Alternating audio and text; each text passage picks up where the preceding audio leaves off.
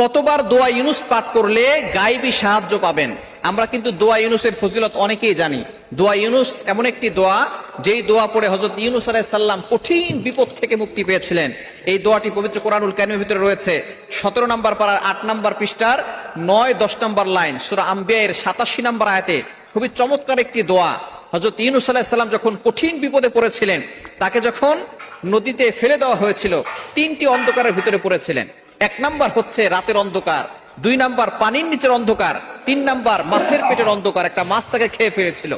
দেখুন কঠিন মুসিবতে ইউনুস আলাইহিস সালাম পড়েছেন।